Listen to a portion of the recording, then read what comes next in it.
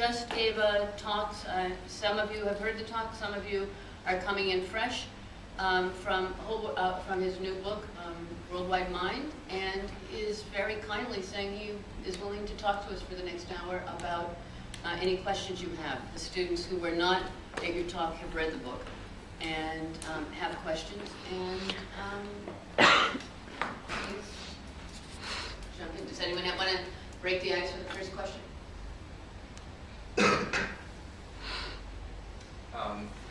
In your book, you talked about ants having or creating a hyperorganism through their interactions as a colony, and I was wondering, if this worldwide mind were theoretically, or if it is possible in one day completed, and such like a hyperorganism or like a self-conscious entity was generated through the interaction of all the people in the network, would we ever be able to control that entity, or would it kind of just be off its leash at that moment and free to do whatever it wanted to do? It's a great question. I feel like in the book I was basically to ask that question, I think, in a way that's fresh and productive. But I don't know if it's a question that anybody could answer. It's because to offer analogy, it's kind of like saying, how could a single neuron know what's going on in the brain?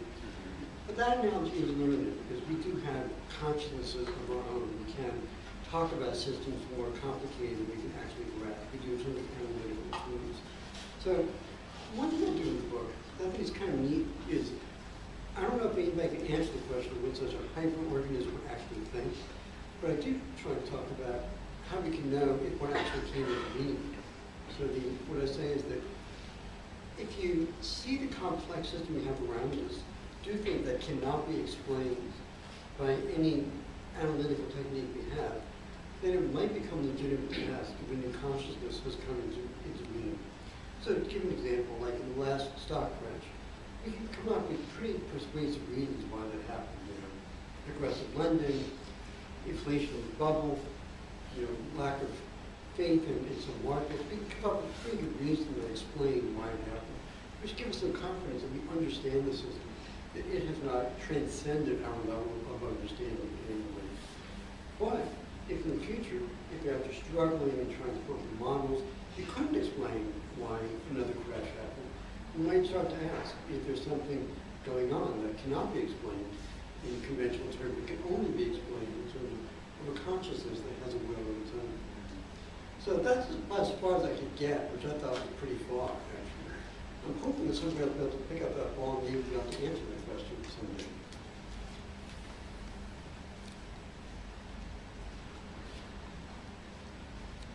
I have a question.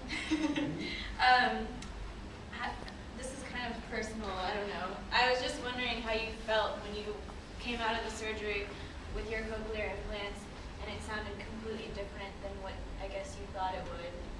Or maybe those were your expectations. Were you disappointed? Or what was your reaction?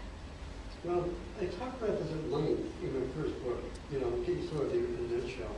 I was shocked. I mean, I was completely unprepared for what I was going to do.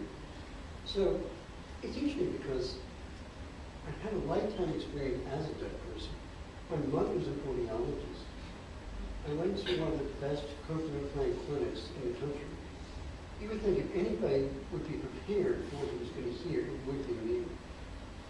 And what I thought I was going to hear, I thought I was going to hear something like what I heard with hearing aids, just kind of hard to understand. I was completely unprepared for the fact that it would sound totally different than anything I had ever heard before.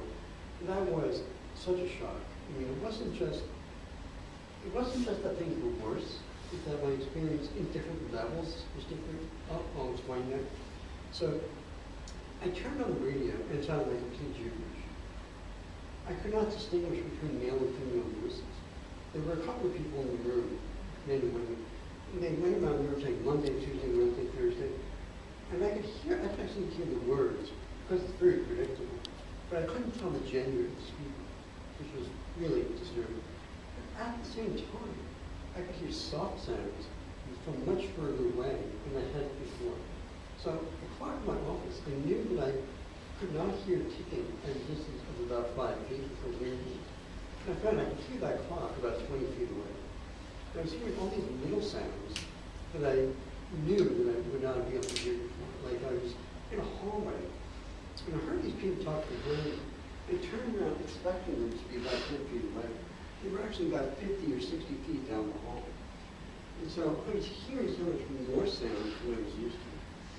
So my auditory experience was so much better in some ways, and so much worse in other ways, that it was just insanely confusing.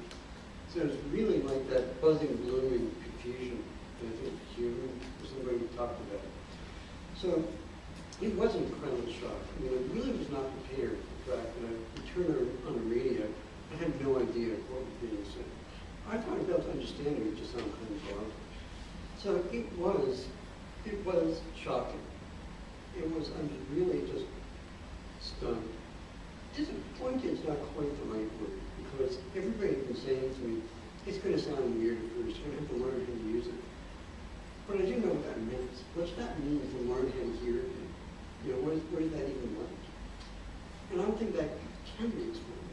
So one of the things that I tried to do in the book was to explain that. To say, this is what it's actually like to hear an experience like that. With all of its disorientation, confusion, and also the thrill and the joy of the discovery that I made and learning how to hear again, like, this is what S sounds like. You know, figuring all those things out would be quite good. Were you on your own, or did you have a speech therapist working with you? You know, I didn't really have a speech therapist. I had an audiologist, but I didn't go to her for speech therapy. So I really didn't have as good of a support infrastructure as I could have had. So there's my mother. I was in California and she was in New Jersey. So we emailed back and forth a lot, but we couldn't use the telephone. My audiologist, I saw her maybe every 2 or 3 weeks in those first couple of months. But I really felt very much on my own. So I got books on deep. So I got Winnie the Pooh. So I started with Winnie the Pooh. Winnie the Pooh and some bees. And so I, you know, it came with the tape and the book. And I just didn't use the book. I was just trying to listen to the tape. Actually, what I did was, I got two. I got Winnie the Pooh and some bees. And I got people that was entirely surrounded by water. Okay. So with the first one, I read along with the book.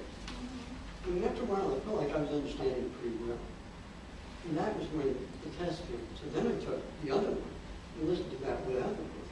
Because it was the same narrative. But it was 2 texts that I hadn't read in probably 20 years. And at first, I wasn't really able to understand it. But then I started to be able to get it. And there came a point where I'd actually listened to the whole thing and I had understood all of it. It didn't feel like hearing. You know, like I listened to this massive phonemes. And I somehow knew that Piglet was in the little tree house, surrounded by rising waters, but I wasn't quite sure how I knew that, because it didn't feel like I actually heard all the words. It was a very bizarre experience. It's probably not like learning another language. Yeah, that's what I was wondering. That's Yeah. a really smart way of training yourself. There's an economics professor here at Duke named Curtis Taylor. Any of you had classes from him? Who's blind. And his whole life, he was told that as soon as he stopped growing, he could have a kind of surgery that would allow him to see again. And I'm sorry to say I don't remember the